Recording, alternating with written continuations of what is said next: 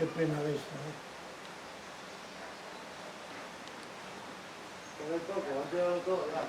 Van a tirar luz, por azul. No, el castillete no, pero todo eso sí. Y la lampistería también. Bueno, está despecho,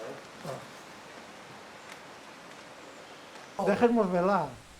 Me gustaría me vela después de tantos años. No, nosotros somos conscientes de que cuando el INI se hizo cargo de la minería, cuando se fundó UNOSA, se nacionalizaron pérdidas. Se nacionalizaron pérdidas porque al capital privado se le dejó explotar lo mejor que estaba en la tierra de Asturias. Ahora, Minas de Figaredo, hoy por hoy, nosotros podemos demostrar a UNOSA, podemos demostrar al INI, que si nos dejan una autogestión de la empresa, si nos dejan a los trabajadores llevar la administración de ella, le demostraremos al INI, repito, y a UNOSA y a la opinión pública en general, de que Minas de Figaredo no es un muerto para nadie. Minas de Figaredo es una empresa rentable y los trabajadores estamos aquí para demostrarlo.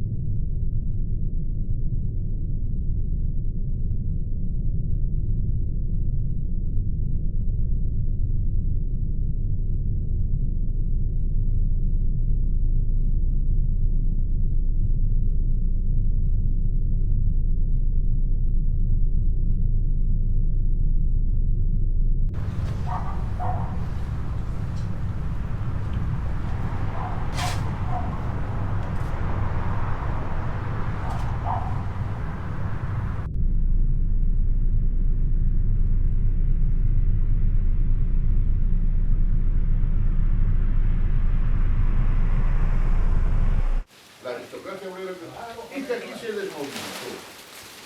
Desjubilación es un efecto desmovilizador. No, no vengamos aquí diciendo estupideces. Aquí no hubo ninguna nacionalización de la minería. Aquí hubo una socialización de pérdidas y una privatización de ganancias, que es muy distinto.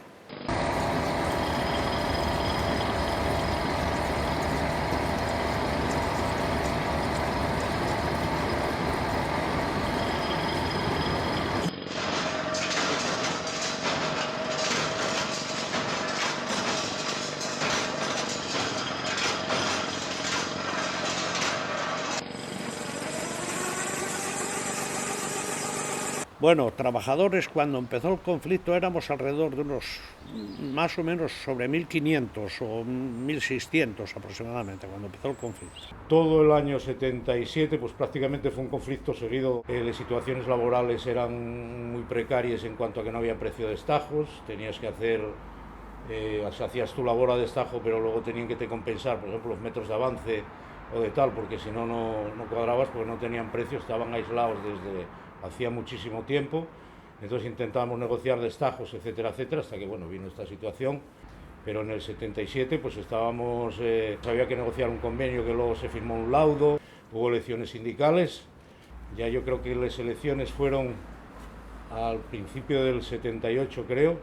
Y bueno, pues a partir de ahí pues fue cuando empezó a negociar ya el nuevo comité de empresa. En enero, en las reuniones previas al debate del convenio colectivo, Minas de Figaredo, la dirección, comunica al comité de empresa que era imposible seguir manteniendo los puestos de trabajo, siguiendo la actividad tal y como hasta ahora se conocía Minas de Figaredo. Empieza a haber tensiones en la empresa, impagos por parte de la empresa a los trabajadores de sus mensualidades, con lo cual se inicia un proceso abierto de conflictividad. Como no cobrábamos, estábamos en suspensión de pagos literalmente, se nos adeudaban pagas de meses y comenzamos eso, a hacer acciones así para llamar un poco la atención, para concienciar a la gente de tal. Entonces empezaron a dejar de pagar y enseguida, pues bueno, nos planteamos y hay que ir a la huelga.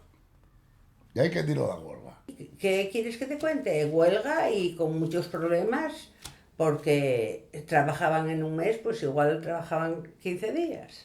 Comenzamos de alguna manera a reivindicar la entrada de Minas de Figaredo en el Instituto Nacional de Industria, el INI.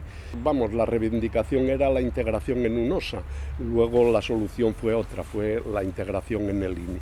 En el año 1978, no recuerdo la fecha, pero hubo un accidente, un desgraciado accidente aquí, que murió un compañero, Paristo, y el día del entierro no se trabajó y al día siguiente empezó el conflicto. No había negociación de convenio, no teníamos reuniones con la empresa decía que no tenía nada que hacer, que no había dinero, que no quería saber nada de tal y no hubo forma de...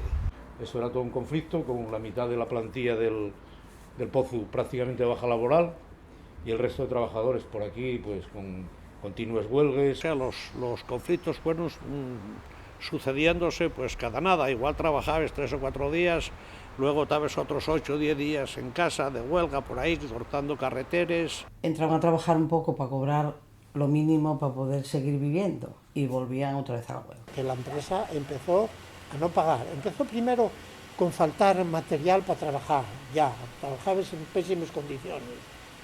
Después a no pagarte, un mes y no te paga, otro que no te paga. Hasta 3 meses estuvimos sin cobrar. Y claro, la gente, ya hubiera habido huelgas anteriores y tal, y esto fue llevado poco a poco, entonces nosotros queríamos que la empresa entrara en un OSA. Pues entonces ya tenía que ser que la empresa pasara para el INI. Pero claro, los ingenieros querían, pero querían que el INI pagara lo que ellos pedían.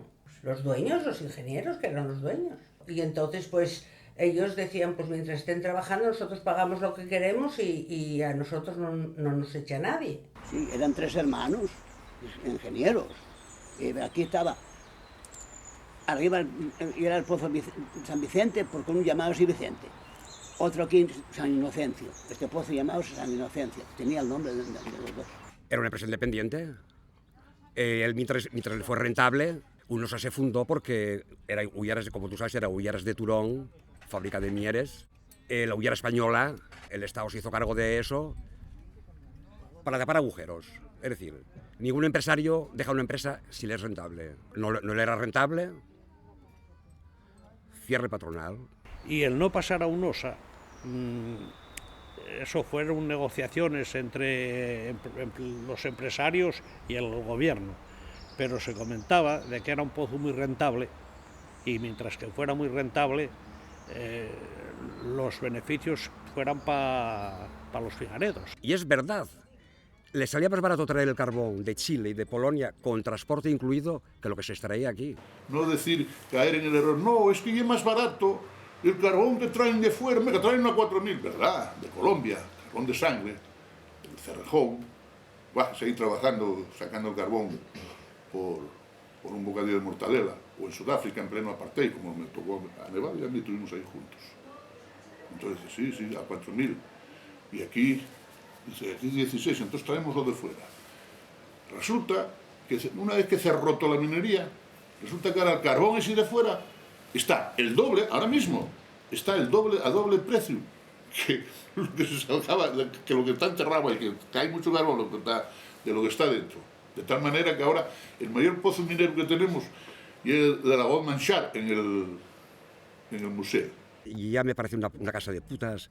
¿Cómo era que aquí, cuando había huelgas de mineros, venía carbón a España de países de la órbita socialista? ¿Entiendes? Eso ya me pareció una casa de putas ya de aquella. O sea, que un país socialista manda carbón a una dictadura. Aquí este pozo fue explotándose muy irracionalmente, porque explotaban nada más que lo bueno y lo malo iban dejándolo para atrás. Y claro, lo bueno llega a terminarse y lo malo queda, ¿no? Entonces fue cuando llegó a la crisis, esa crisis tan gorda que hubo una suspensión de pagos, que estábamos todos fuera de la empresa, todos. Oye, que el carbón fuera malo.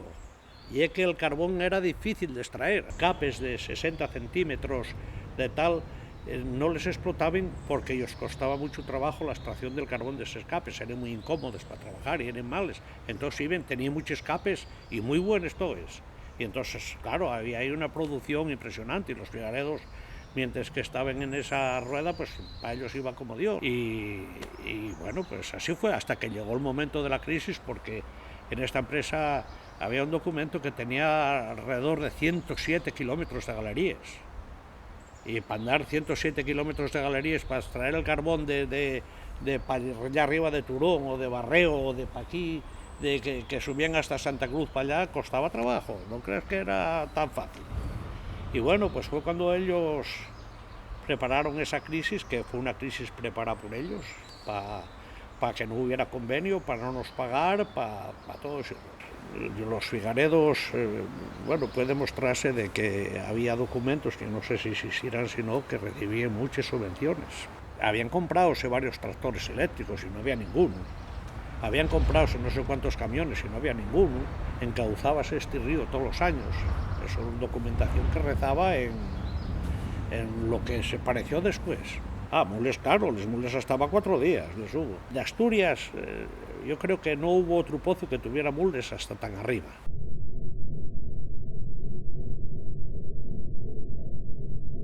Aquí los Figaredos no invirtieron absolutamente nada en tecnología para mejorar la situación del pozo.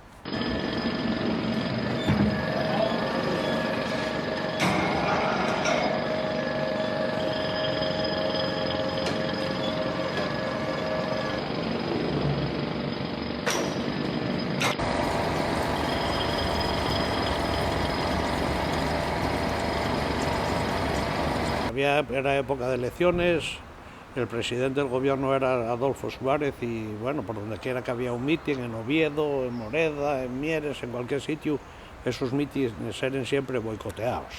Yo en todos, como comprenderás, si estaba en un lado no estaba en otro, pero sí se reventaron, no mítines, sino muchos mítines. Reventemos los mítines de UCMPA, que no puedo dar ninguno aquí, ¿no?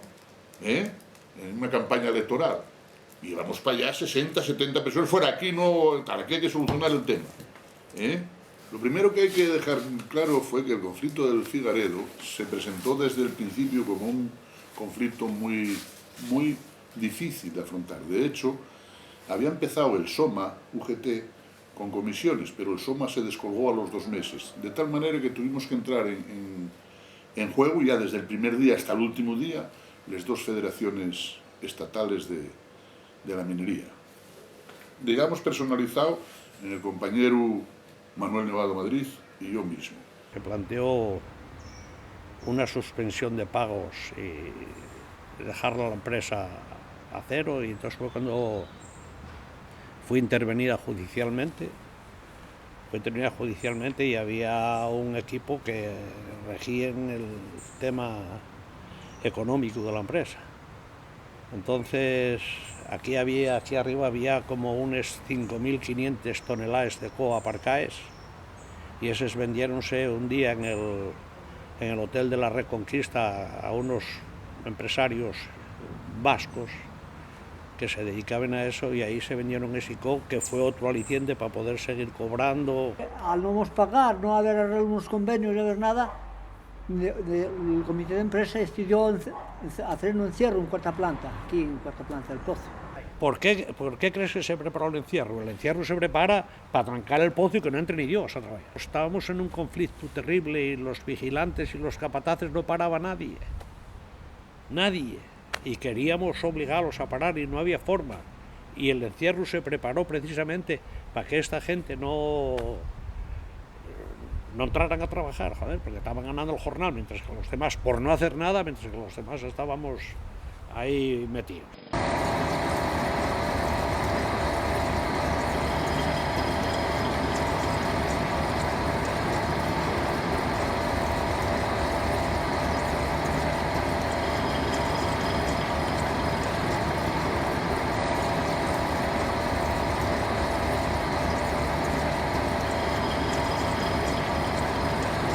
El encierro fue, digamos, una acción que se programó varios días antes de él, se llevó, digamos, en secreto.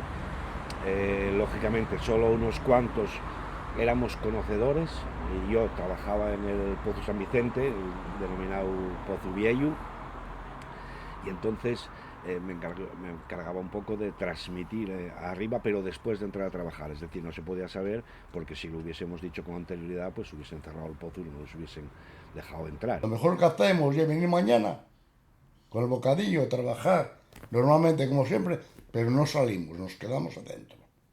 Y efectivamente, otro día yo dejé trabajar 1 hora antes, subí rampla por rampla, 17, cabañas, oye, hoy está, venga, vamos a ver si nos matamos. Y así empezó, conectándonos unos con otros. Entonces fuimos a trabajar con normalidad, entramos y trabajábamos la jornada con normalidad, y una hora antes más o menos, pues ya los del Pozo San Vicente, Pozo Viejo, bajamos por los ramples, estaban comunicados, pues bajamos por todos los ramples hasta donde estaban los otros compañeros, que también algunos tuvieron que bajar. Hay que quedarse encerrados, hay que ir avisando por las plantas y tal, y para subir para cuarta planta, quedámonos ahí en cuarta planta y venga. Llegó la hora de ir a coger la jaula y no la cogimos. Llegó uno con la hacha en la mano, que si no abrimos paso, mátanos, que el que salía. Claro, tuvimos que dejarlo marchar, pero nosotros allí nos quedamos. Ahí estuvimos enterrados, sí, 8 días o 9. Porque aquí tuvimos 8 días aquí metidos, ¿eh?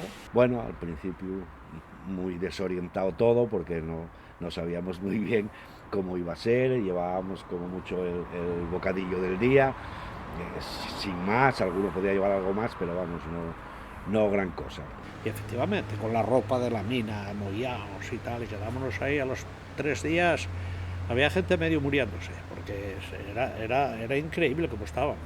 Bueno, como siempre hubo bajes en el encierro, bueno, pues por la humedad y triste además, porque el que marchaba normalmente marchaba llorando porque no quería marchar, se quería quedar.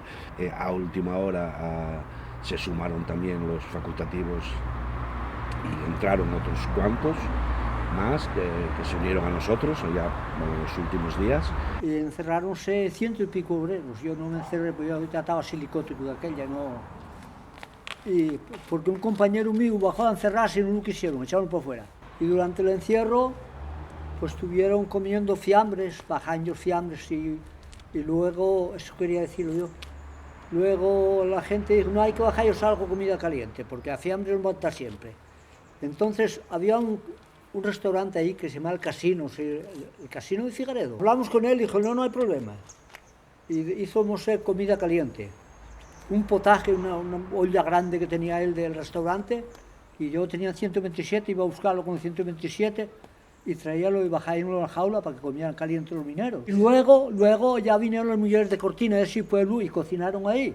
Pero antes metimos yo lo del restaurante de Mario, que hay que tenerlo en cuenta, ya murió el hombre, pero...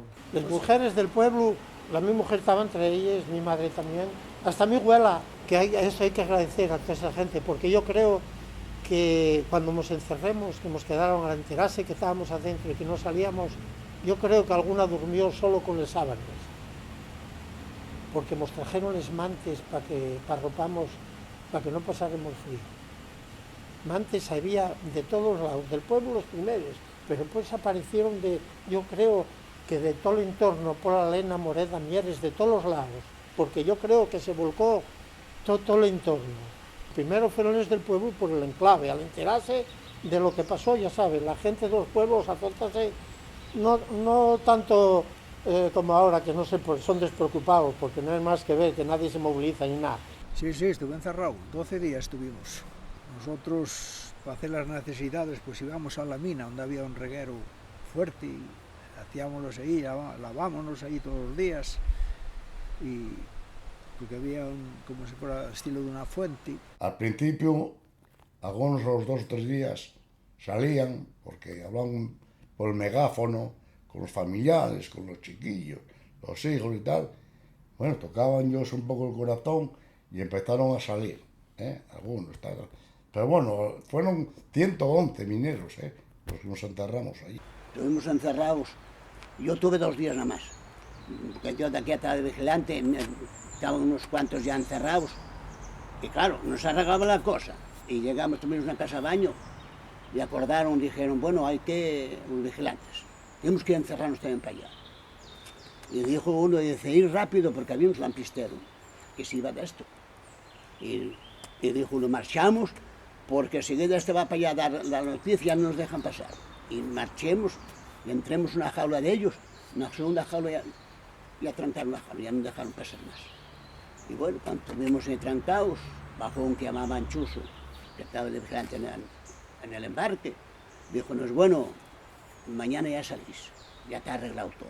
Siempre pendiente de lo que pasaba aquí, siempre que si tenía que salir algún obrero, porque algún de los que estaban encerrados porque se pusiera a lo mejor malo. todas las vecinas de aquí del pueblo, todas, se juntaron todos y nos daban la comida. Y hacían la comida, bajábamos la comida todos los días caliente. Y cajas de vino y comida, fruta, lo que quisieras. Mira, como ves, este tendejón servía de... era donde nos poníamos para esperar la jaula, la gente. Estaba tapado cuando llovía y todo eso. Y ahí todavía quedan restos, ¿no lo ves? Ahí había... siempre se hacía fuego, una estufona y calentaba en invierno.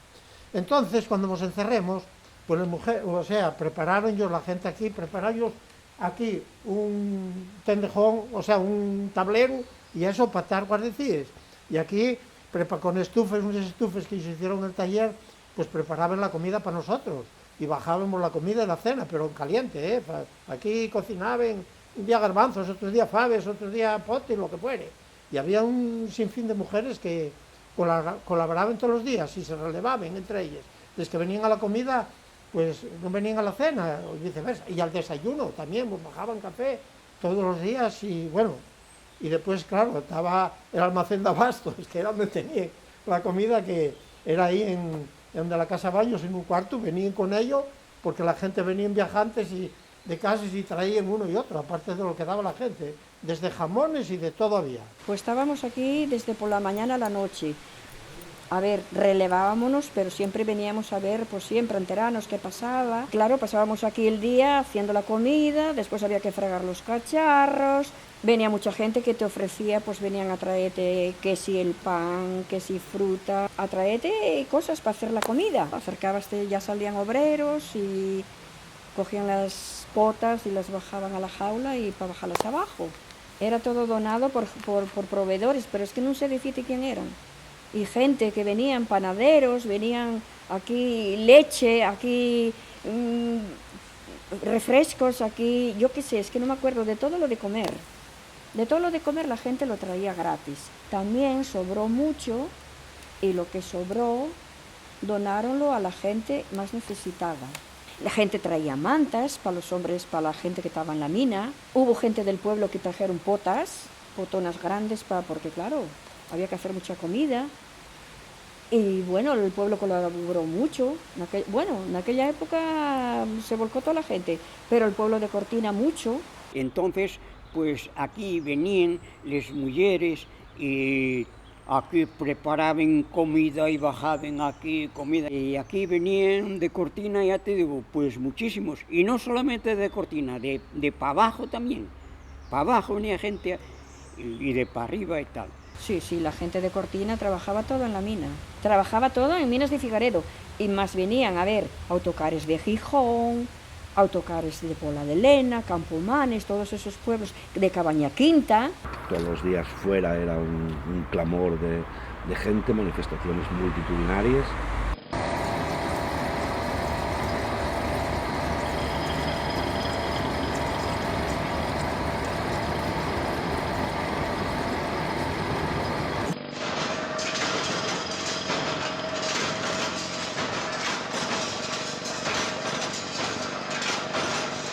Máximo agradecimiento a esta gente de aquí que tanto se esmeró día y noche, no nos abandonaron, jarres de café, comida, los fruteros, los que vendían la fruta, que llevaban fruta a los comercios, la primera carga que venía de fruta era para aquí a las 6 de la mañana, 6:30, a las mujeres de Cortina y de alrededor que fueron auténticas heroínas y bueno, el agradecimiento y es total, porque además no pedían nada más que dar y a la hora que fuera sin ningún... Por eso este conflicto a veces tuvo mucho de inhumano, pero tuvo mucho de humano también. También tengo que decir que cuando estuvimos encerrados, el único político que vino a Vemos y bajó, y esto hay que, yo siempre digo, de todos los políticos que pasaron desde aquella época, como él ninguno. Horacio Fernández Iguanzo, un paisaní, que era el que daba ejemplo, dio ejemplo a toda la clase política. Ojalá hubiera muchos políticos como él. Por desgracia, de eso no queda nada. Bajó él y Conchita Valdez. Luego cuando salimos pues había un montón de gente ahí fuera, pues porque había mucha gente del pozo y no del pozo, porque había mucha gente que, claro, que venían a ayudarnos y y tal, pero bueno.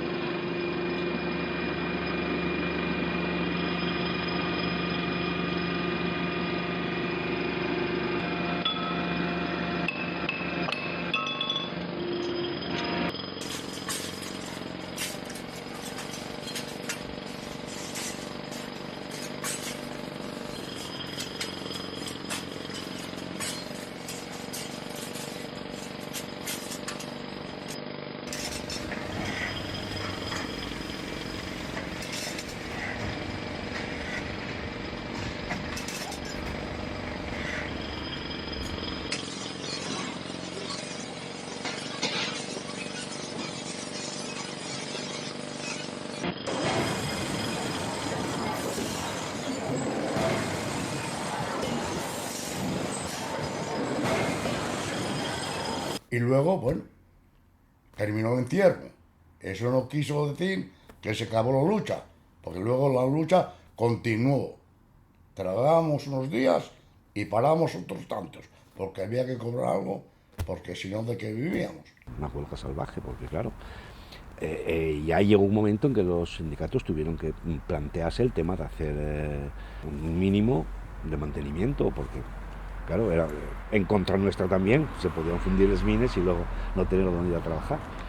Y hubo la hostia cuando se dieron las listas de los que iban a estar en mantenimiento, hubo la hostia porque nadie quería entrar. No, entre los de mantenimiento es que los hubo que, digamos, que convencer, los sindicatos convenciéndolos de que sí, que había que entrar porque iba en detrimento. Por eso digo que la gente estaba muy concienciada, mucho.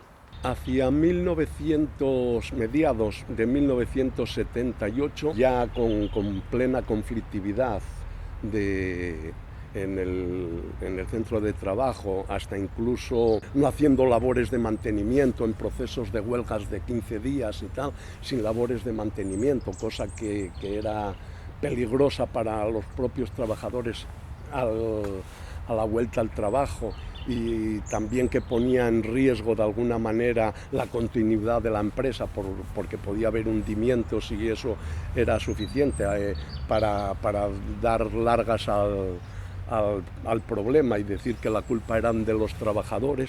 Ahí se produce una entrevista en Oviedo con el ministro Calvo Ortega, donde se decide cortar la huelga, iniciar el trabajo al día siguiente y dar una solución ya definitiva al problema. Ya se encauzaba la negociación del problema y parecía que iba a tener una solución rápida. Al día siguiente se hace una asamblea y todo lo que había sido el día anterior estupendo para iniciar los trabajos y los acuerdos, pues inesperadamente pues se decide que no se entra a trabajar.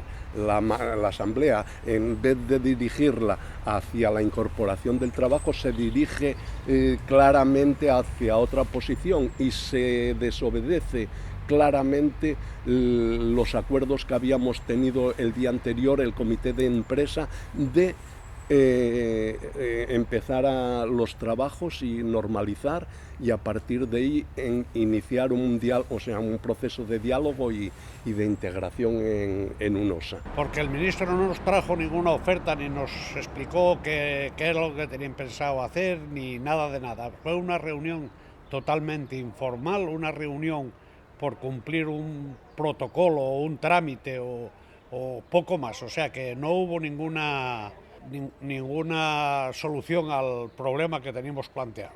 Entonces por eso vinimos con lo que nos pidió el ministro y aquí la Asamblea decidió que nada, no sé, hasta que no haya algo más en firme, no tal. La gente decidió continuar y seguir en la lucha porque nadie nos había dicho absolutamente nada favorable a nosotros.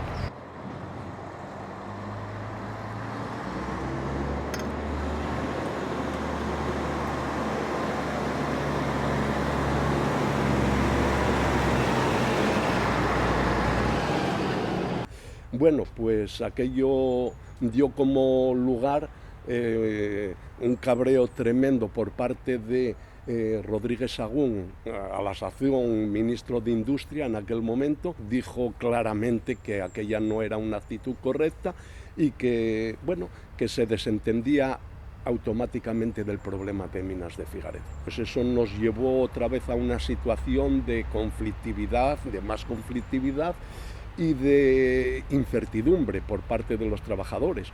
O sea, cobrábamos cuando se cobraba, cuando había dinero por parte de la Junta de Acreedores que se había ya creado en Minas de Figaredo al entrar en suspensión de pagos, y cuando se vendía carbón a Ensidesa pues había un remanente de dinero, pero igual teníamos 2 meses de atrasos en las pagas o 3 meses y se cobraba parte de la mensualidad, de una mensualidad. Ahí se produce ya una desestabilización fuerte y grande. Y los sacrificios que se hicieron fueron importantes. La mujer no me dejó de casualidad, con 3 fíos, porque yo estaba aquí. Yo marchaba de casa a las 6 de la mañana y tuvimos épocas terriblemente duras, porque yo llegar a casa y encontrar a la mujer llorando más de 50 veces y papá, ¿y por qué no sé qué? Y no puedes dejarlo, porque no se puede dejar, porque esto y es la vida nuestra y el trabajo y el pan, joder, y no puedes dejarlo. Y así era la historia.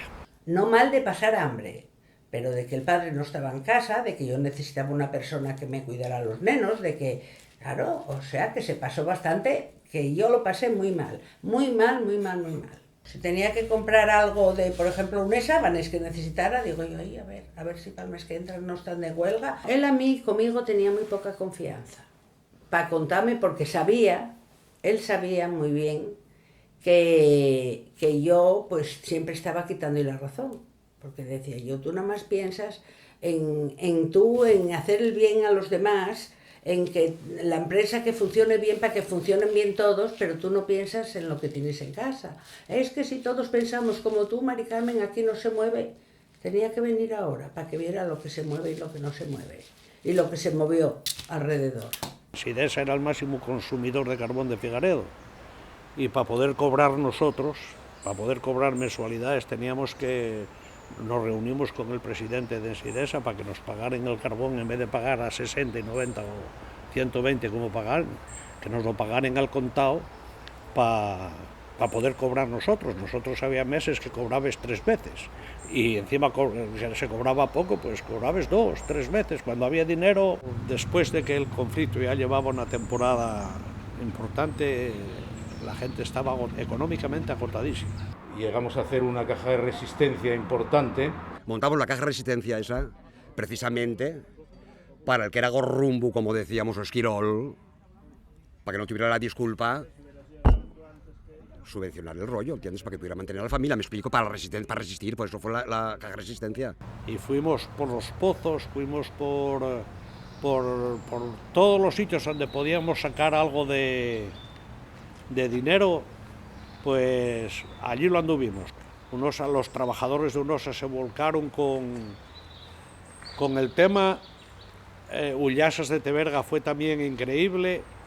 Vino una empresa de Gijón, que ojalá recordara el nombre, que nos trajo 1 millón de pesetes en un cheque. Había compañeros en Gijón de una empresa de componentes eléctricos, creo que era, que se llamaba Cradi, que había tenido una una lucha parecida a la nuestra también por el cierre, que había hecho una caja de resistencia y nos donaron todo lo que ellos había sobrado cuando se solucionó el conflicto, que no llegó a solucionarse del todo, pero creo que 1,5 millones de pesetas llegamos a recibir de los compañeros de Cradi. Una vez en el mercado en Pola de Siero también se trajo una fortuna. Bueno, el caso es que la caja de resistencia que teníamos aquí para atender a estas necesidades más prioritarias llegó a tener, yo creo que cerca de 8 millones de pesetas aquí en aquella época. Pero yo recuerdo de ir a poner cajes a todos los pozos el día de paga, que de aquella todavía se cobraba en taquilla, y venir con cantidades importantes de dinero de los compañeros de otros pozos. Concretamente yo recuerdo una anécdota de estar en Lieres todo un relevo, esperando que entraran unos, salieran otros un día de paga y venir con cerca de 300.000 pesetes de la época, ¿no? ¿Recuerdas cuando fuiste a Madrid y trajiste aquel dinero, aquella maleta, que tuve que estar yo de guardia en casa sin salir, en el coto vivíamos?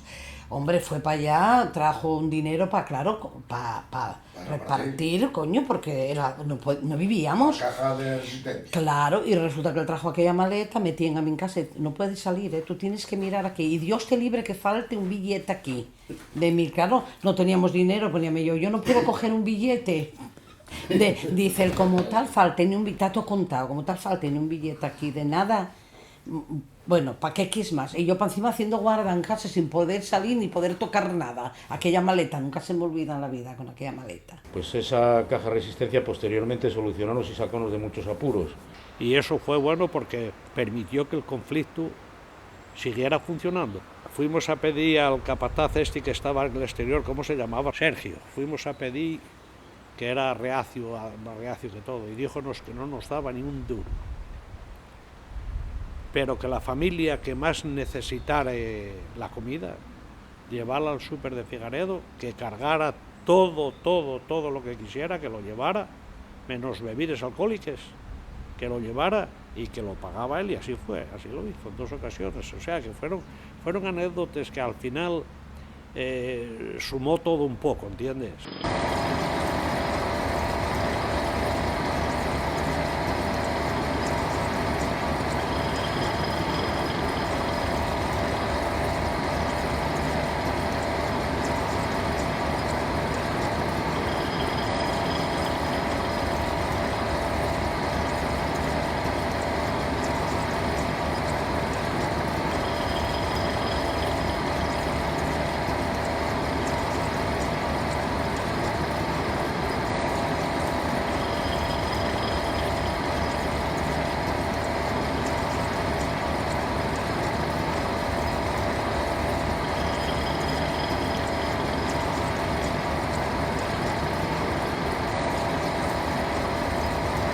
Entonces tomamos la determinación en una asamblea, un poco clandestina primero, de qué manera, a ver, qué movilizaciones hacíamos, y una de ellas fue esa, asaltar el chalet.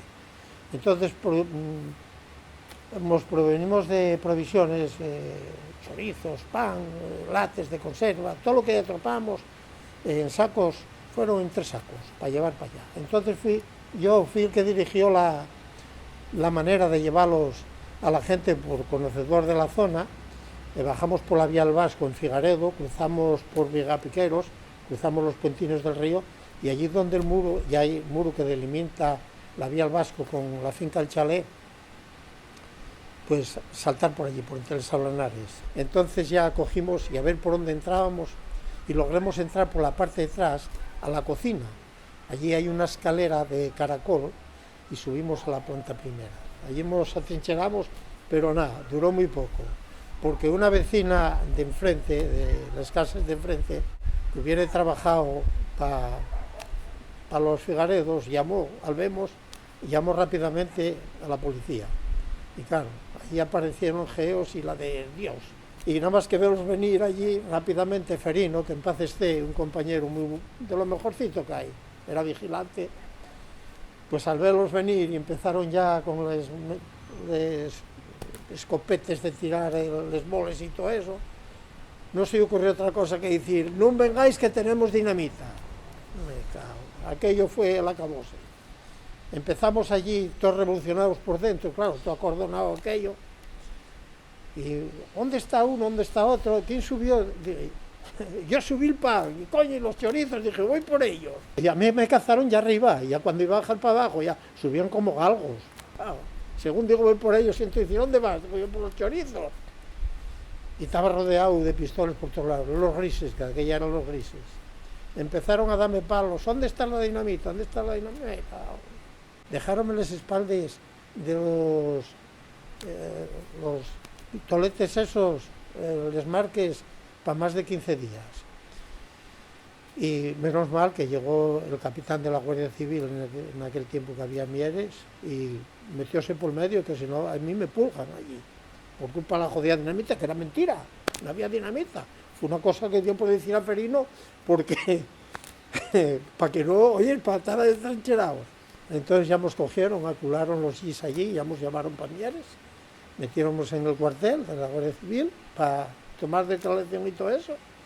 Y bueno, y al día siguiente pasaba la vuelta por Figaredo, por Ujo y todo eso, y todavía tuvimos los cojones de ir a cortar la vuelta.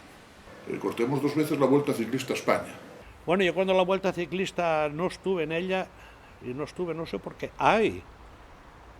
debió de haber sido por culpa del encierro, que estábamos aquí metidos cuando pasó todo eso. Bueno, y durante ese encierro, pues, estaba la Vuelta Ciclista a España, creo que fue. Y en una reunión que tuvimos, acordamos ir a cortar la Vuelta Ciclista a Ujo. Sé que había mucha movida policial y entonces andaban buscando la forma de unos grupos moverse para que otros actuaran.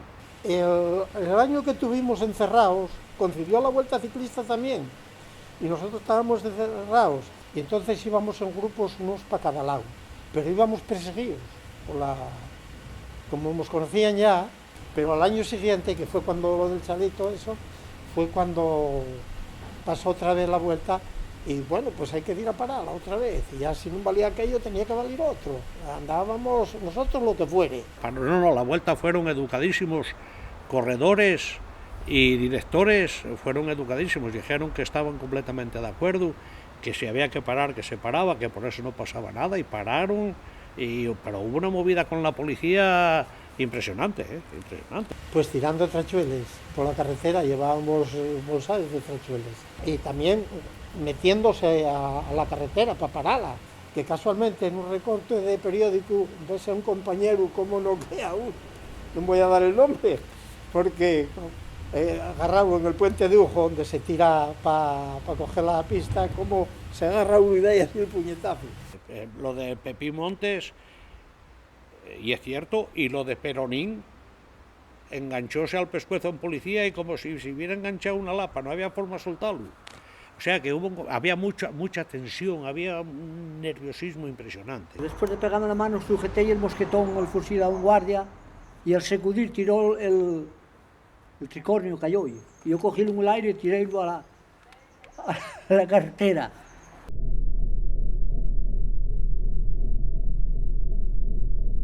Y al siguiente ya no hizo falta nada, pararon casi solos y estuvieron ahí un rato, la gente abrióse y marcharon y se acabó la historia. Una vez que venía destacado aquel Perurena, dijo, oye, ¿qué sois, los mismos del otro año?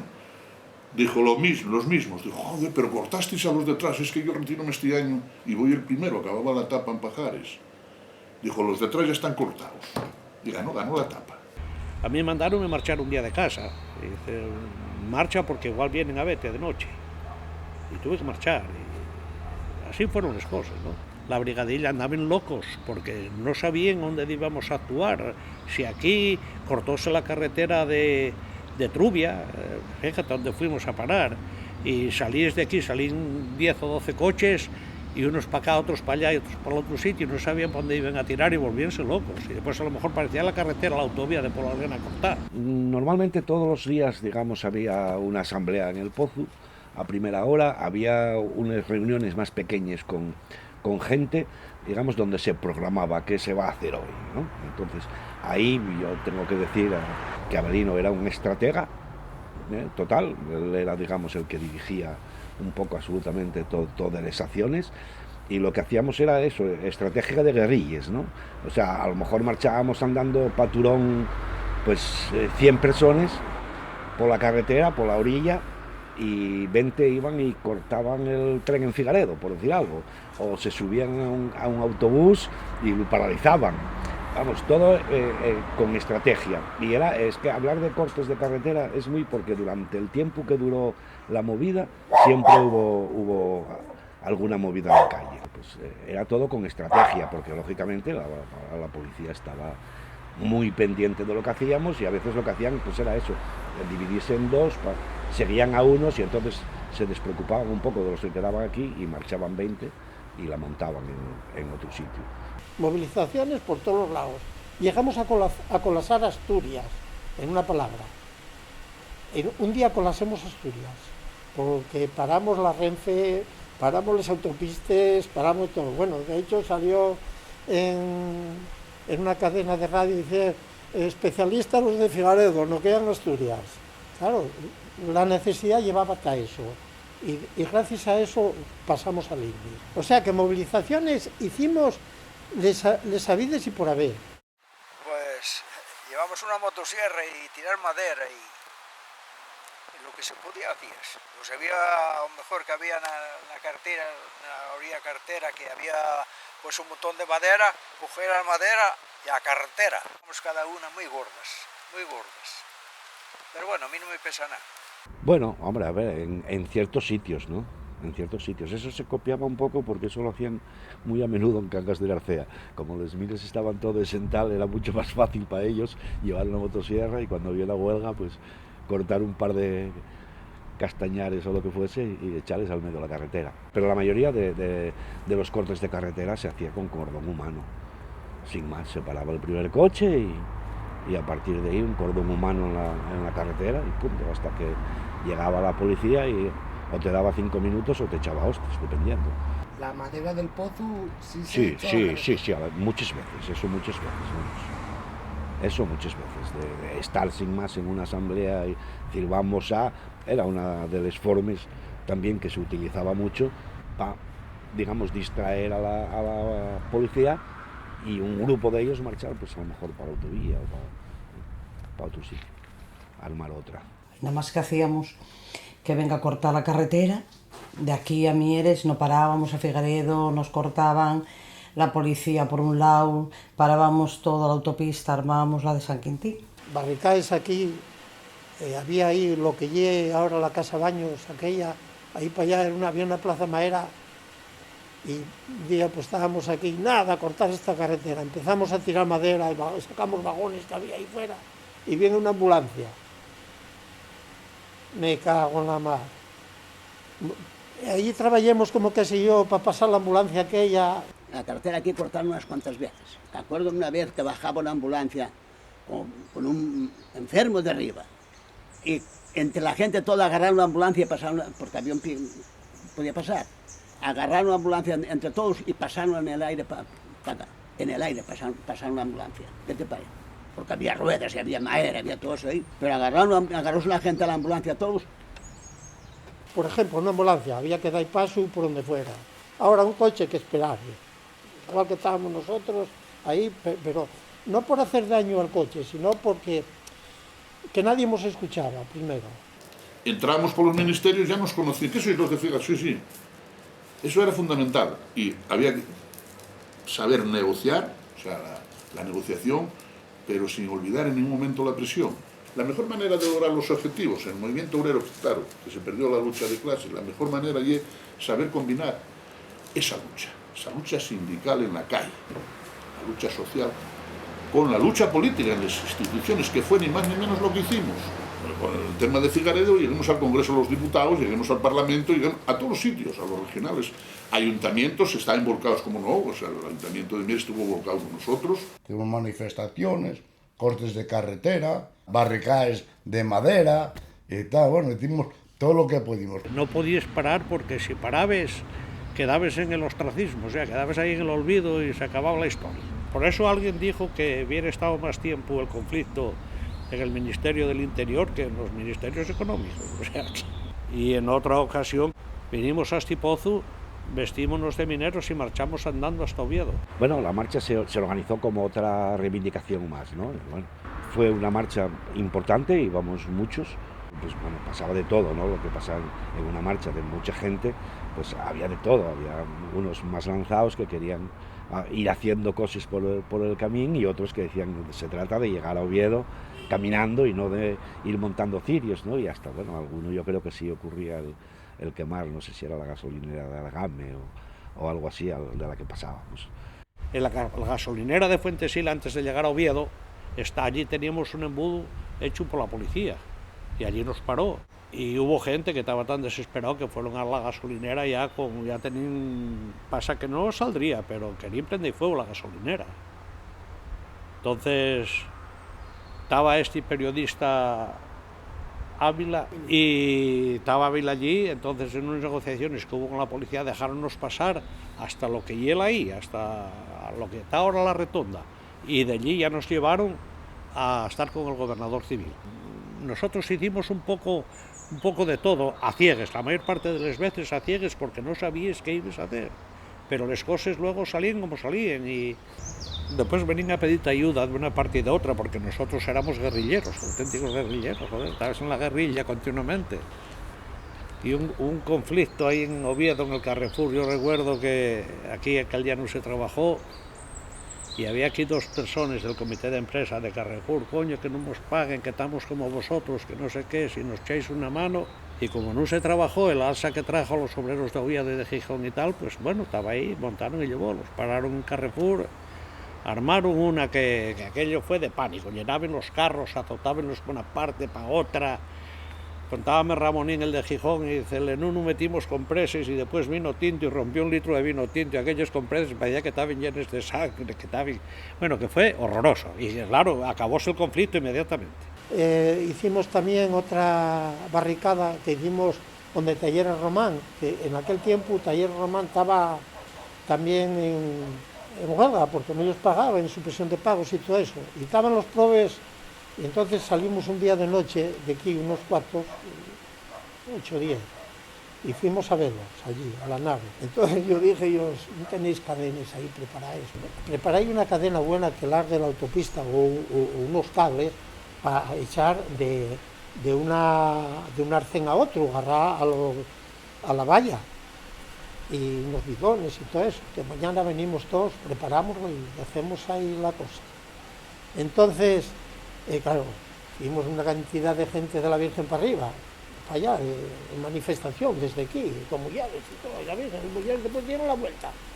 Pero nosotros fuimos, nada más que las mujeres dieron la vuelta, preparamos todo ello ya, la autopista, ya no recuerdo bien si era una cadena o unos cables, bueno, el caso es que ponieron atravesar la carretera, a esta altura, agarrar las valles, y pues gente primero por arriba, por abajo, paramos a los coches para que no hubiera accidentes. Siempre nosotros teníamos la precaución de avisar, de no provocar un accidente. Y otros por arriba a la vía, es que hay un muro muy alto allí, subíos en la vía para la Renfe, son 2 raíles. Cogías, amarrabas a este raíl, un alambre a la otra, entonces hacía un puente. Entonces, ¿qué hacía? Descorregía todos los semáforos y todo eso, el Citizen, o como se llame el que controla, y entonces inutilizabas Ahora eso debe estar corregido, porque de aquella hacíamos tantas cosas que... Muchas veces mieres, manifestaciones. Bueno, la solidaridad con el conflicto de Figaredo, tan largo como fue total, desde la ayuda alimenticia, desde salir a la calle. O sea, cuando hablo antes de una manifestación de 40.000 personas, ¿cuánto tiempo hace que no vemos una manifestación de esas personas? Yo no los conté, igual eran 39.000, pero la prensa 40.000 en torno a la manifestación de Figaredo, que pues acabamos en el ayuntamiento. Las barriadas, la gente se volcó, hicimos huelgas generales, el conjunto de la minería también apoyó. Fue una lucha en toda la extensión de la palabra, que salió muy bien. ¿Por qué? Porque no dimos un paso atrás, ni nos dejemos engañar con 4 migajes. Dijo, no, el objetivo y esto lo logramos, y se logró por eso. Claro, en un conflicto donde no haya solidaridad de clase, no garantices absolutamente nada. Y creo que con eso se dictó, donde no haya solidaridad de clase, en una lucha de clases como fue eso, no logres nunca el objetivo. Y aquí se logró el objetivo, fundamentalmente, porque estábamos firmes en el objetivo y no dimos un paso atrás. Y jugamos todas las bases, supimos combinar perfectamente la lucha en la calle, con la solidaridad esa que fue fundamental, con la negociación. Presión, negociación, negociación, presión.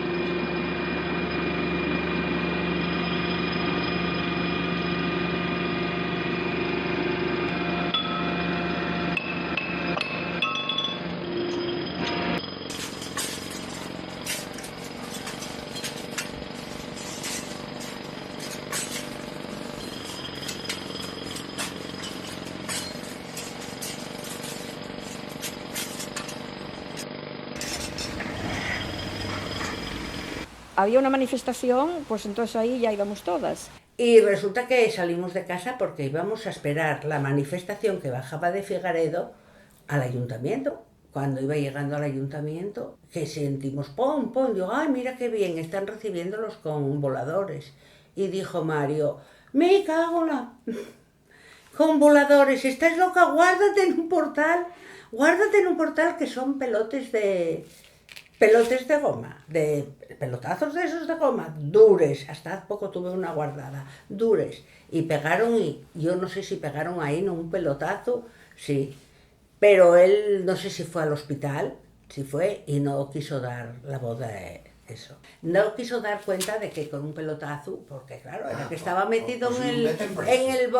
A mí no me metieron de churro, porque falté también a los policías en una ocasión, que también el policía, bueno, como vio que era una chavala, diría, ¿qué íbamos a hacer? ¿Qué dijiste? Hijo puta.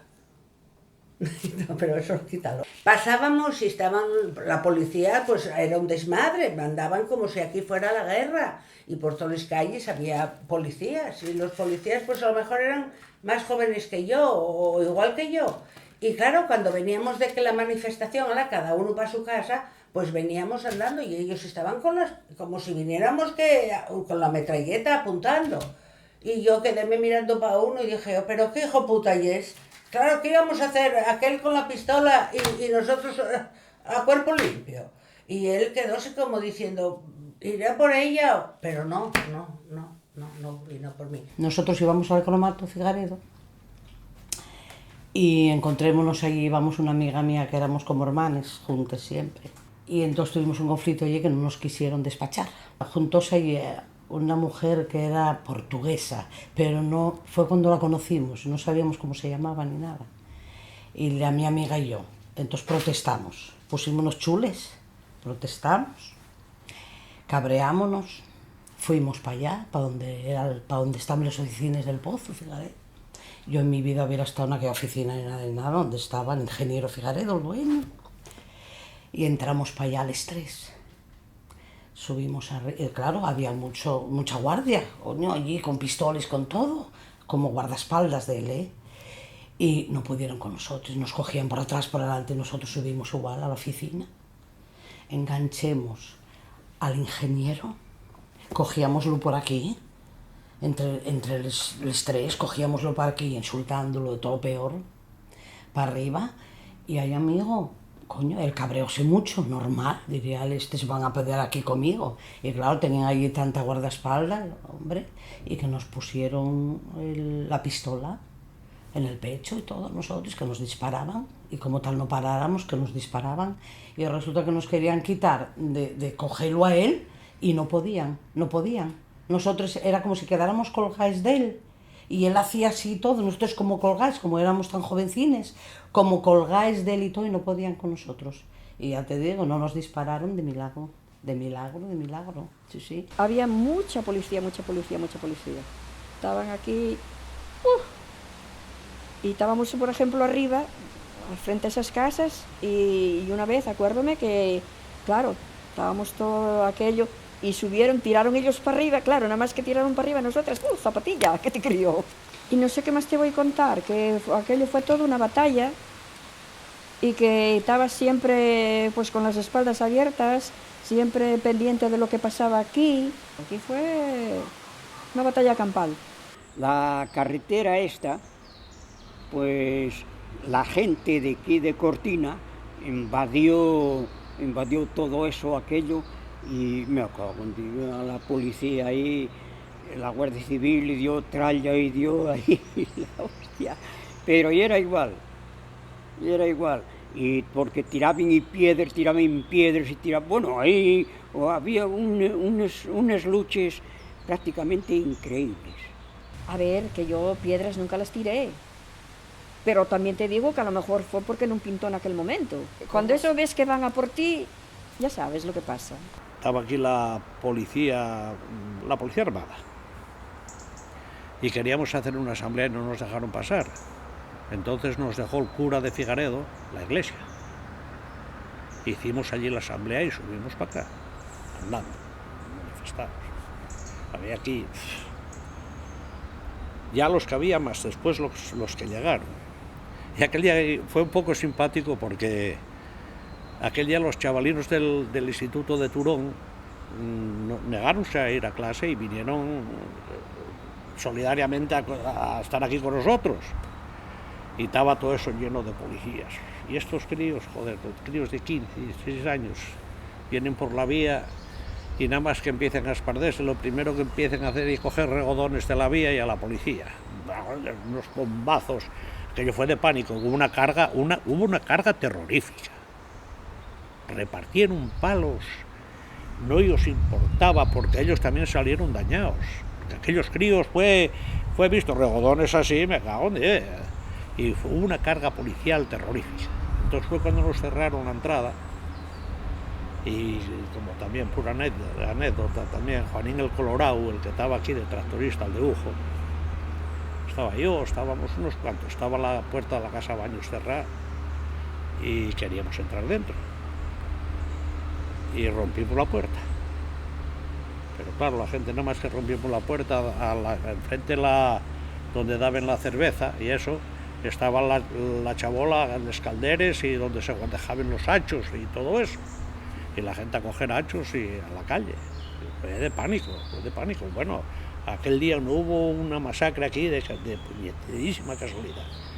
Porque convencimos a la gente para que dejara los hachos. Oye, estos son armas, joder, y ellos tienen armas, está bien. Sé que fuimos a estar con el ministro de Trabajo a Oviedo, al Teatro Campo Amor. Vino para hablar del tema de lo de Figaredo. Y allí lo estuvimos esperando y bueno, dionos muy buenas palabras de que se iba a arreglar, que las mujeres que estuviéramos tranquilas, las mujeres de los afectados, de lo de Figaredo y de la minería, que estuviéramos tranquilos, que iba a ver si él podía hacer algo. Trajimos a diputados nacionales a las asambleas de Potum, hacíamos asambleas hasta los domingos, y bueno, eso, que iba mal, a la huelga otra vez. Que había que esperar, esperamos. Había que trabajar, pues había que trabajar, porque duró 1 año y medio, 1 año y 17 meses. 17 meses duró esa lucha, esa huelga, que no fue una broma. Tenemos ido a Madrid muchísimas veces a pedir dinero. El Ministerio de Industria, a última hora ya, esto no era primero, pero a última hora para que fuéramos cobrando, cuando la empresa estaba intervenida por el Estado, sacábamos dinero para ir cobrando meses. Entonces había alguna partida, unas veces un poco mayor, otras veces un poco más pequeña, pero había partidas y las que nos permitía a nosotros después ir cobrando. Y yo vi una vez a un compañero de la GT comer una caja de tabaco, el papel de plástico de una caja de tabaco de Ducados, porque habíamos conseguido con Agustín Moreno, habíamos conseguido una partida de 200 millones de pesetes para mandarles para aquí. Vino un policía en avión a traer el talón a Hacienda. Y cuando se enteró y tal, digo, bueno, yo esto para nosotros está solucionado. Estaba abriendo una caja de ducados y copió el papel. Hubo que ir a Madrid a manifestarse delante de las Cortes. Que menudo espectáculo, ¿eh? Los tíos aquellos con la metralleta, así, apuntando para nosotros, provinos. Solamente nos salió a saludar unos trabajadores de Telefónica que estaban en huelga. Que cuando nos vieron llegar, nos animaron mucho, nos aplaudieron, tal, pero joder, a puta que les pasemos. También va a venir Vagamontes que vinieron en autobús, de la que dimos la vuelta. Y a Madrid fuimos 6 autocares que nos dejaron delante del Palacio de Oriente. Y desde el Palacio de Oriente hasta el Congreso de los Diputados fuimos manifestados. Fuimos allí un arco hasta que caímos allí manifestados, con pancartes y bueno, pues allí tal. Y allí estuvimos, ahí fue donde Abelino entró de Chiruques al Congreso y toda esa historia. El único minero, la prensa decía, el único minero que entra de Chiruques en el Congreso de los Diputados. Yo tuve que ir a Madrid muchas veces, a entrevistarme con Agustín Moreno, famoso Agustín Moreno. No, íbamos a Agustín Moreno, que era un fierro cojonudo. Agustín Moreno era el secretario de Acción Sindical de comisiones obreras a nivel nacional. Chaval fuera de serie. Y revolvía Roma con Santiago, llamaba por teléfono, oye, que tengo aquí a los mineros de Asturias otra vez, que si no van a liarla, que si no, no sé qué. Y no creas que no tenía miedo,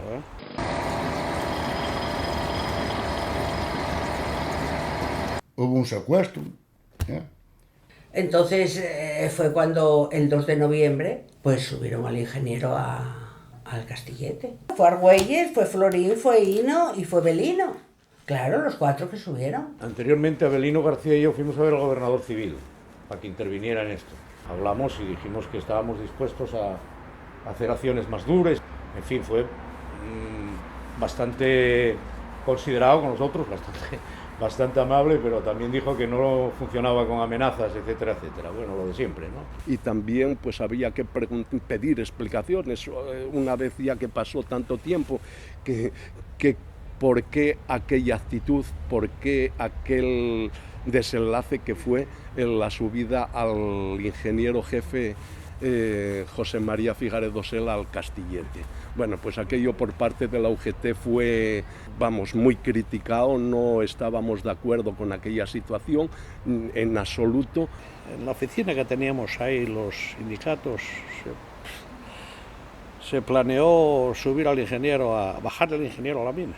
Comisiones Obreras debatió el hacer un encierro con el ingeniero en el Pozo para convencer a esta gente de que ya tomaran la decisión de nacionalizar la empresa o lo que estimaran conveniente, porque estaba pasando el tiempo y no había ninguna solución al respecto de tal. Empezamos a barajar posibilidades y yo propuse, bueno, pues en la próxima reunión de comité de empresa, cuando llegue don José María,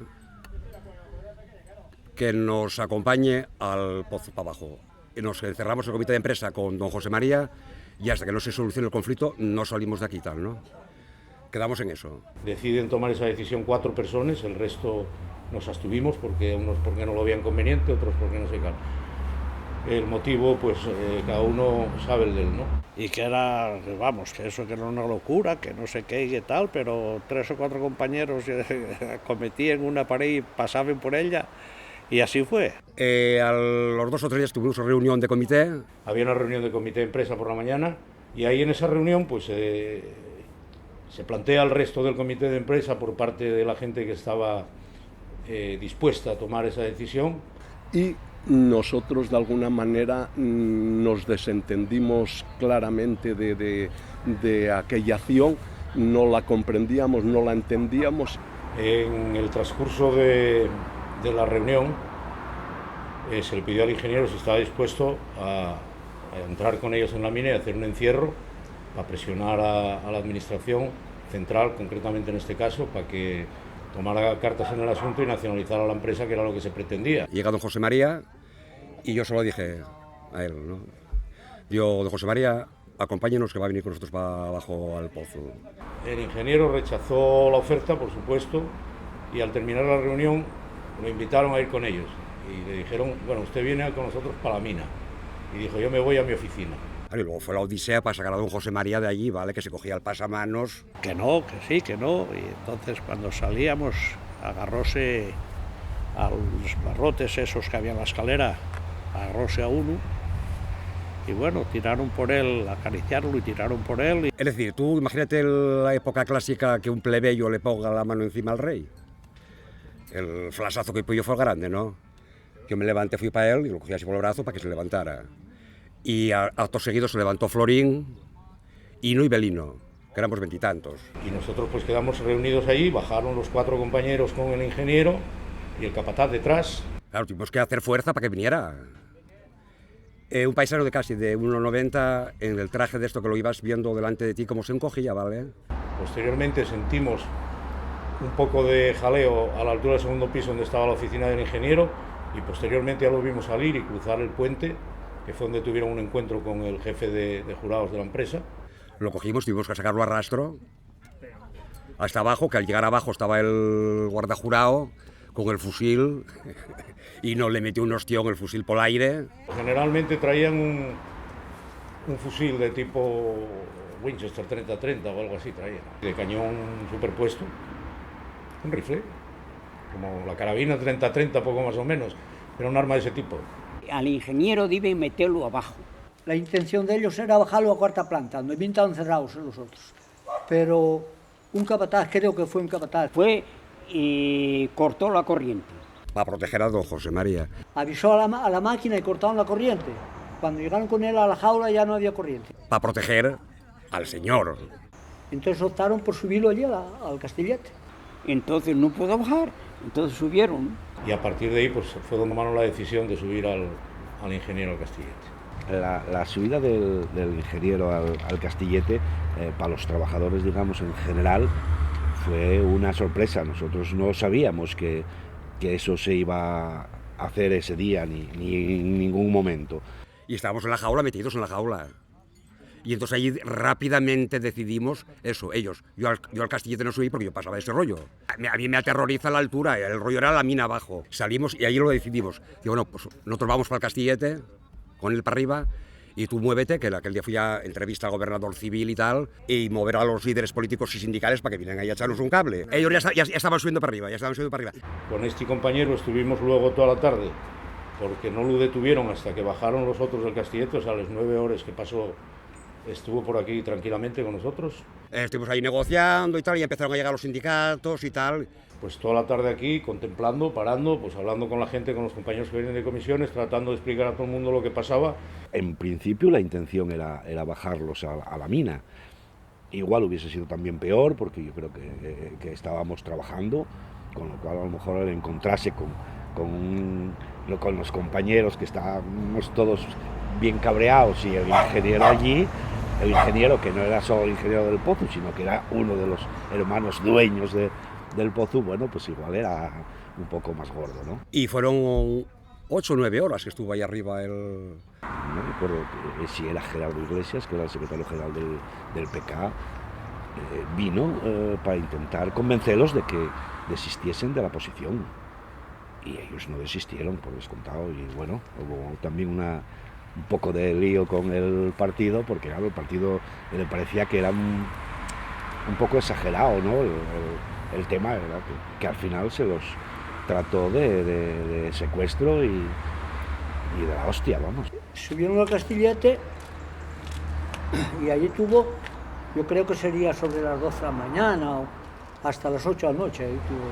Que había una xela como había una helada aquí impresionante, que fue cuando de noche hubo que subir los mantes. Y nosotros ese día por la tarde tuvimos una reunión en el gobierno civil, estaba el gobernador civil, estaba el jefe de la Policía Armada, estaba me parece que era un coronel de la Guardia Civil, el jefe de la Guardia Civil de Oviedo. Había una movida allí impresionante. Y fuimos a reunirnos con ellos porque nos llamaron. Y con nosotros fue Conchita Valdés, que ahí tuvo una actuación, una actuación de política. y nos trataron de terroristas y nos trataron de muchas cosas. Y entonces intervino Conchita Valdés y dice, si vamos a hablar de terrorismo, vamos a hablar de terrorismo, pero en todas sus versiones vamos a hablar de terrorismo industrial, porque si no hay terrorismo, tener a esta gente sin cobrar el mes de julio, sin cobrar la paga extraordinaria y desde julio para adelante no haber cobrado nunca, ¿de qué van a vivir estos señores? A eso que sí puede llamar. Y en aquella reunión Herrero Meredith se comprometió claramente a decirles que cesaran en la acción, porque las consecuencias que se estaban barajando en aquellos momentos en el gobierno civil eran si no cesaban en la acción, era de subir a los antidisturbios. Y entonces, a partir de ahí, a apaciguarse todos los ánimos, y efectivamente mantuvimos una reunión allí muy buena y preguntamos, bueno, ¿y ahora cómo se puede arreglar esto para que bajen de allí? Porque esta noche va a helar, va a ser una noche durísima y tal. Y garantías, pedimos garantías para los que bajaren. Y sí, bueno, que tenían que ir a dormir al cuartel, pero que no iba a pasar nada. Había hasta francotiradores, francotiradores, apuntados a Belino, a Hino y a Florín. Un mal gesto que le hicieran porque yo dije, empezó a acercarse a la policía de aquella, la policía armada, los grises todavía. Que no se acerquen porque lo tienen abajo. Estaban montando el cordón, se separaron, pero por todo lo que son los montañines, es el que está así alto, al nivel del Castillete de Figaredo, con mira telescópica, francotiradores, ¿vale? O sea, algo, tela.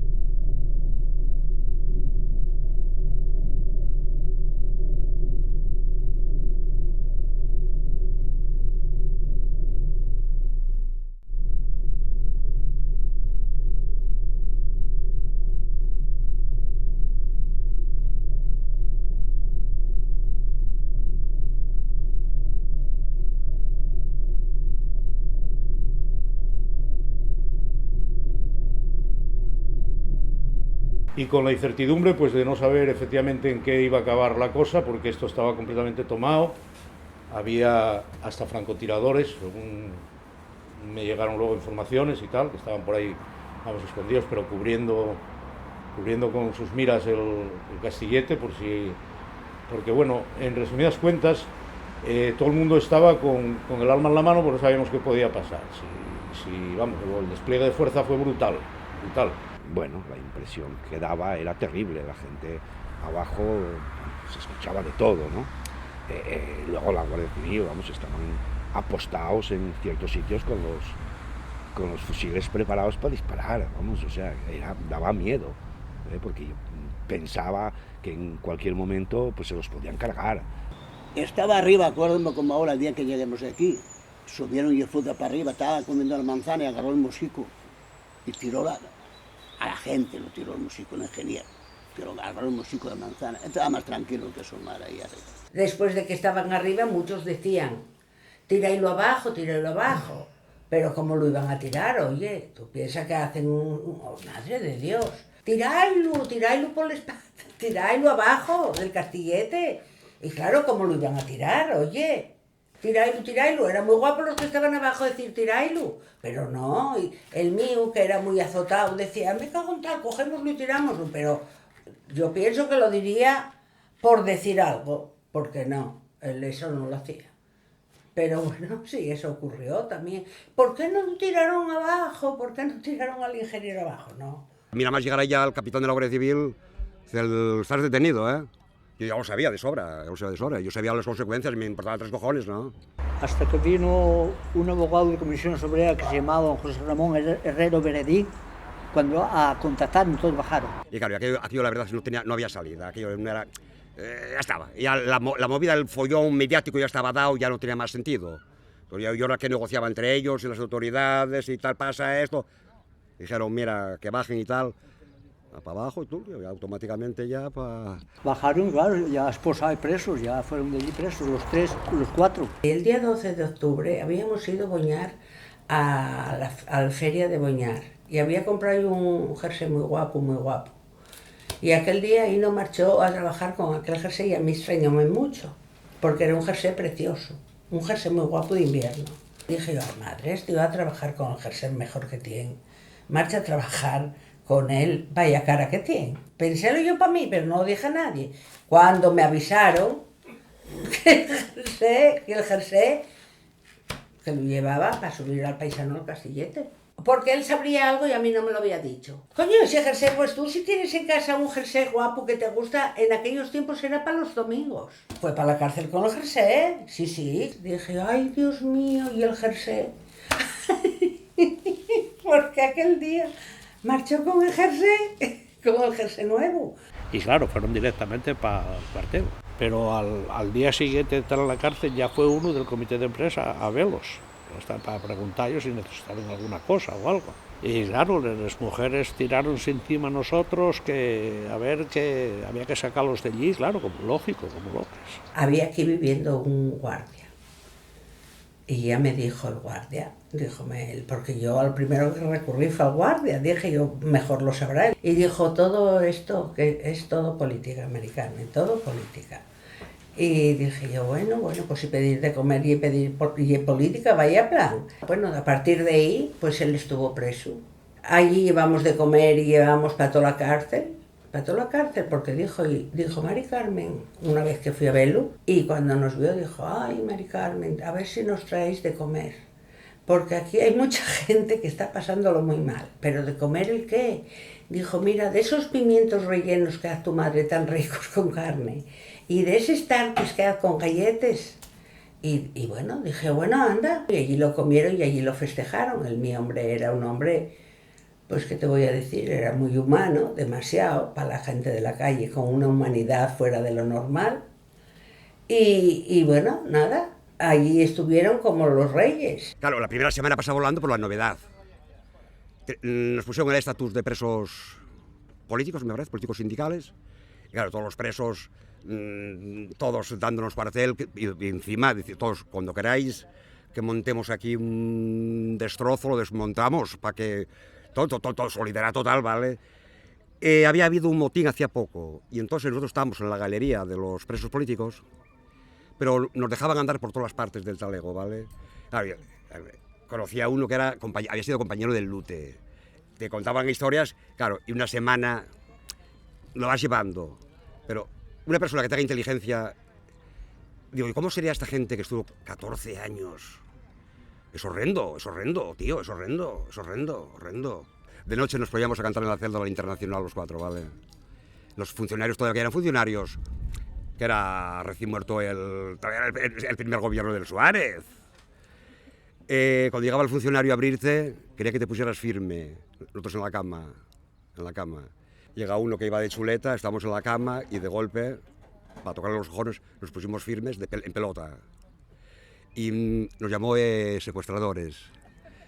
Fuimos enfrente de él, cago en su puta... Salió zumbando de allí, ¿vale? Fui al comedor, fuimos una vez o 2 veces al comedor donde comían los presos, todos los presos. Y de aquel tipo no se podía comer, no se podía comer. No es que finolis, no se podía comer. Llegamos para allá y un día yo invité a todo el talego a la cerveza, porque solo te ponían una por cabeza y hombre. otro y ahí no. Claro, eso luego lo que hacían ellos ahí, hoy tú y mañana yo, es decir, las de los 5 amigos te las bebías tú para colocarte tú ese día, ¿entiendes? Estaban todos esperando cuando dijéramos, montamos, fue, ya vale, bien. Luego de gente que nunca lo supimos, comidas de un restaurante de Oviedo, que ya no sé el nombre tampoco, unas tal de puta madre, ¿vale? De puta madre.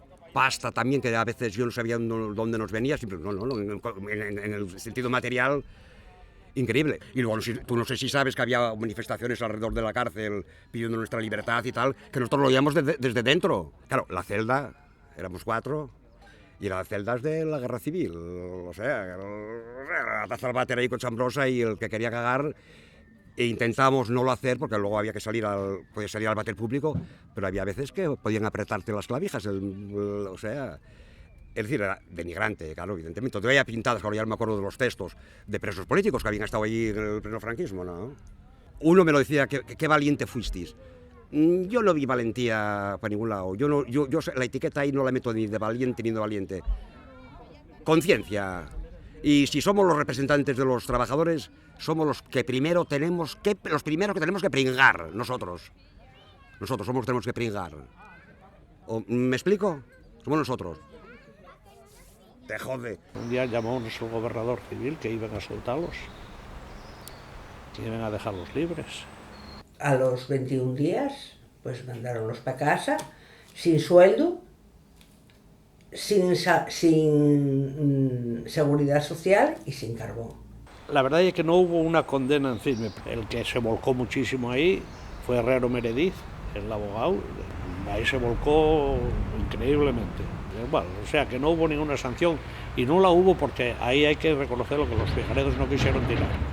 Quisieron más dejarlo y olvidarlo, y de hecho fue que José María aquí ya no volvió más. Y en el puesto de él mandó a otro ingeniero, y bueno, tenerlo aquí de pantalla.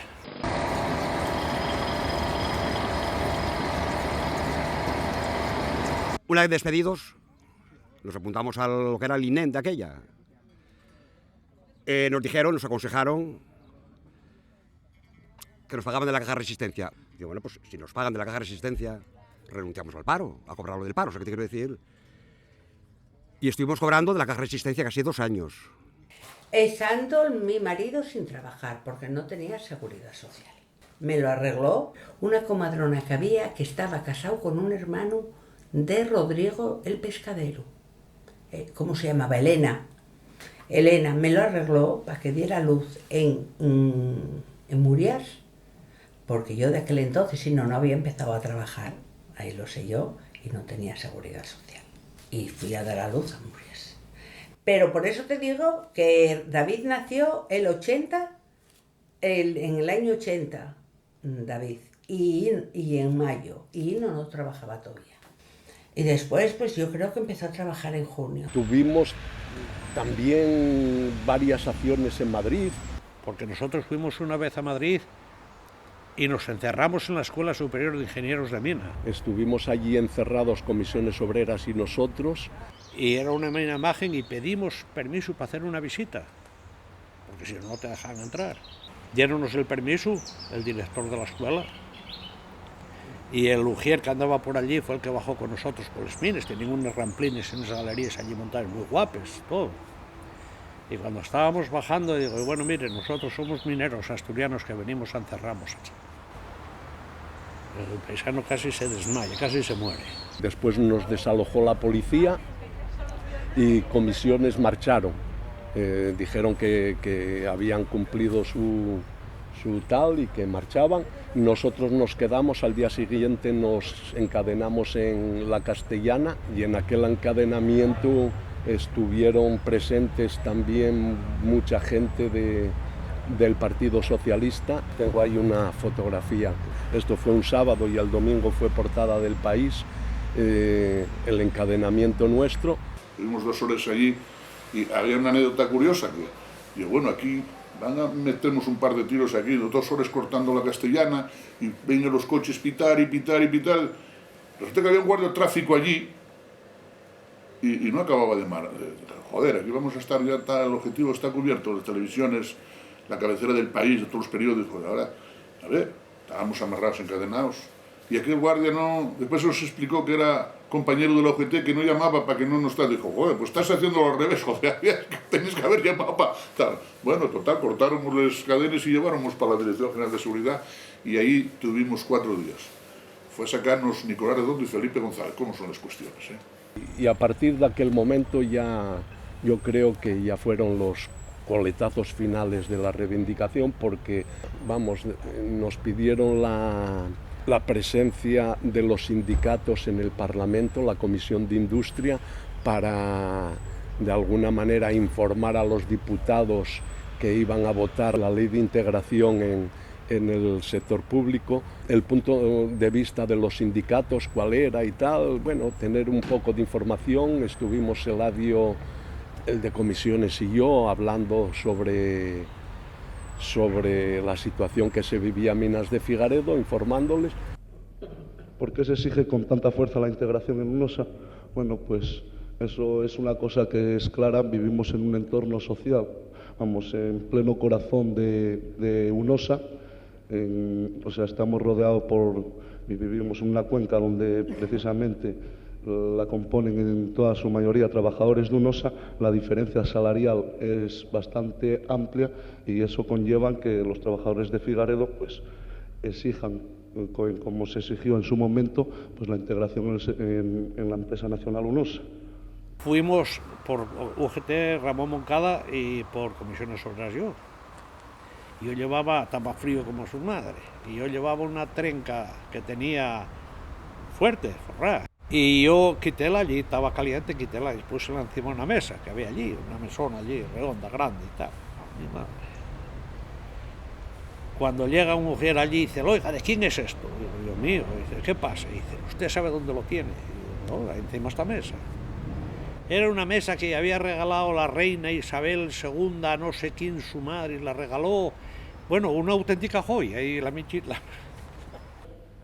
Y para nosotros hay un punto fundamental para evitar que la plantilla, o para evitar que en Minas de Figaredo se produzcan más huelgas, más conflictos colectivos. Este punto y esta paz laboral que nosotros pretendemos pasa efectivamente por la negociación de un buen convenio, pasa por la readmisión o por una amnistía laboral y sindical desde el momento de la creación de la empresa. Eso creo que lo recoge el informe. Y a partir de ahí se decide ya iniciar el proceso ya de nacionalización. Y sobre todo, vamos, Minas de Figaredo entra en un proceso ya de solución en el momento en que Nicolás Redondo, Antón Saavedra, yo y Luis Torre mantenemos una reunión con Abril Martorell en la vicepresidencia del Ministerio del Gobierno. Abril Martorell quería que todos los grupos políticos se comprometieran en la solución del problema y votaran a favor, o por lo menos por mayoría, a dar una solución al problema, como así fue.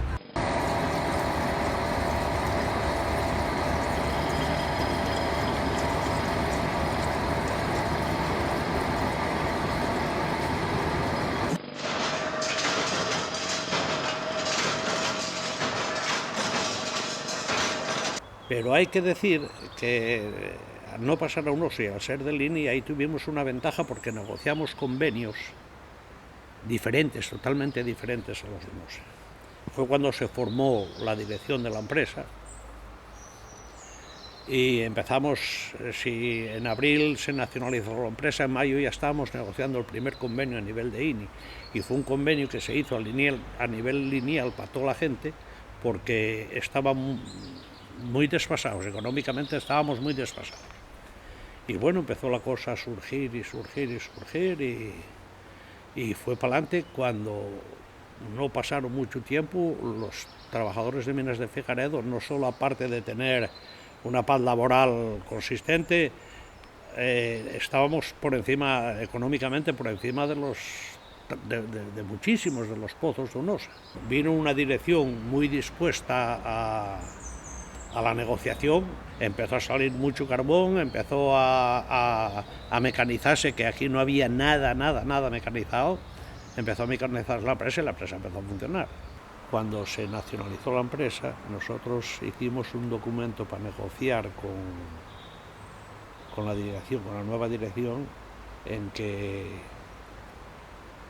había que hacer una amnistía laboral para todos los que habían sido despedidos de la empresa, que los volvieran a admitir. Y así fue. Y vinieron otros que habían sido despedidos primero. Gente que habían sido despedidos durante el franquismo, claro. Hubo un respaldo importantísimo, tanto por parte de las asociaciones sociopolíticas, culturales. Nunca se agradeció lo suficiente a mucha gente que trabajaron mucho con nosotros y se portaron estupendamente. Las mujeres de Cortina, por supuesto, y muchísima más gente.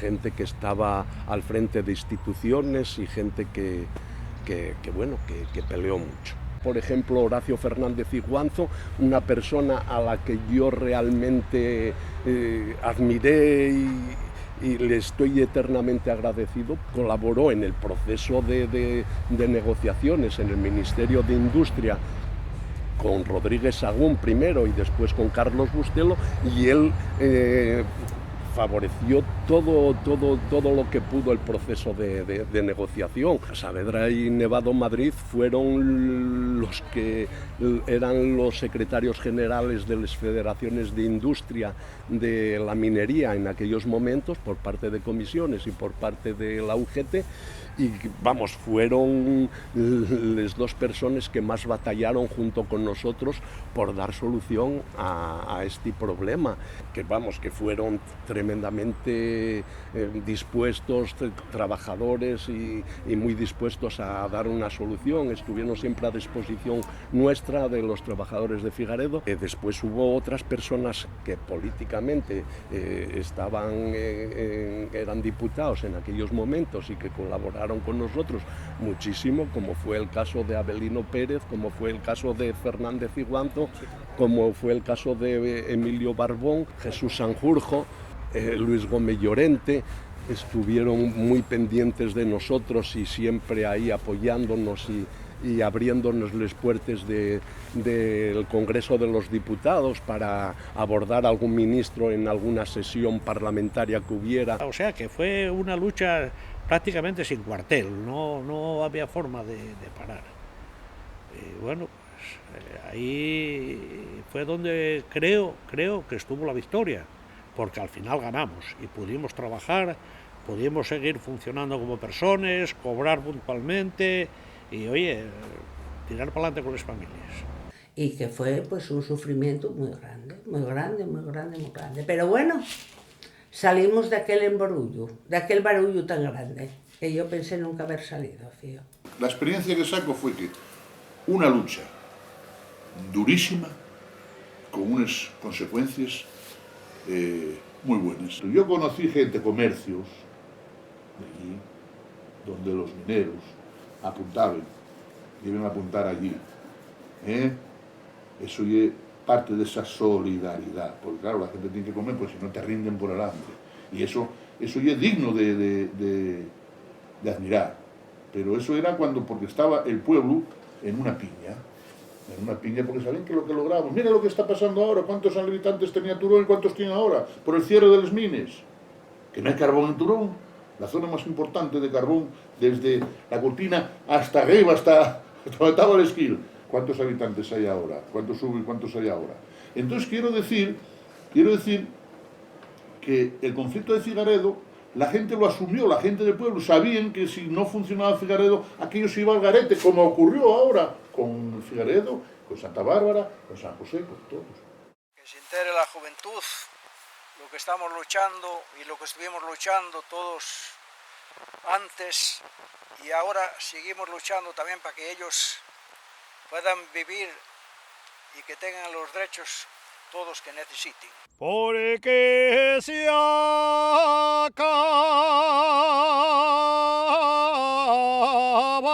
el carbón.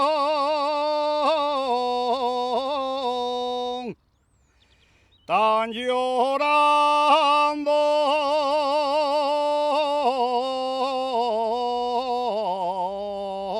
los mineros,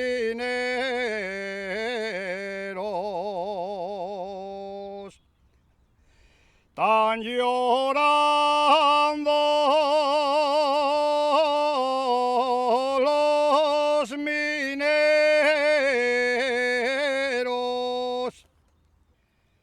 Y en el pozo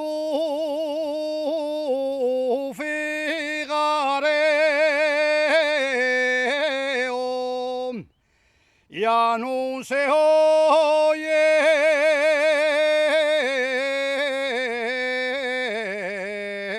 los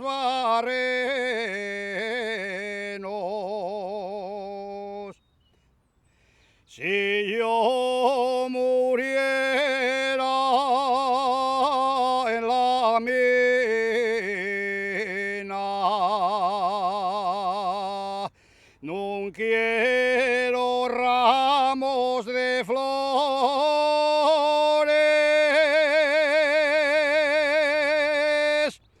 solo quiero que me lleven a hombros los